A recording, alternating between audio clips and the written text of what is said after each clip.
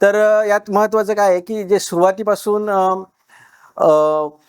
Procurement कसं करायचं दूध, त्याची क्वालिटी मेंटेन कशी करायची, प्रोडक्ट कसे बनवायची, त्यातल्या त्यात महत्त्वाचं म्हणजे तिचं ब्रँडिंग केलं पाहिजे व्यवस्थितरित्या. त्याचे रेट आपल्याला ठरवता यायला पाहिजे. त्या रेट ठरवायचा कसा, म्हणजे आपलं प्रोडक्ट इन्कमिंगला किती पडलं आहे आणि आउटपुटला किती विकतोय, ह्या सगळ्या गोष्टींचं जे नॉलेज भेटतं या ट्रेनिंगमध्ये, विशेष म्हणजे विथ थेरोटिकल प्लस प्रॅक्टिकल जे नॉलेज भेटतं हे खूप महत्त्वाचं आहे. आणि ते नॉलेज कुणाकडून भेटतं हे तितकंच महत्त्वाचं आहे की जे एक ट्रेनिंग देणारे आपले पर्सन्स आहेत त्यांनी ऑलरेडी त्या इंडस्ट्रीमध्ये एक चांगलं नॉलेज घेतलेलं आहे म्हणजे, आणि त्याबरोबर त्याचं अनुभव पण त्या इंडस्ट्रीजमध्ये एका चांगल्या म्हणजे रेप्युटेटेड संस्थेमध्ये त्यांनी ऑलरेडी घेतलेला आहे. वेगवेगळे ट्रायल्स घेऊन ते आपल्याला आज म्हणजे इथं रेडी टू कुक जसं एक प्रकार असतो, तो ready to come in dairy business, अशा प्रकारचे हे नॉलेज देत आहेत. हे सर्वोत्तम आहे.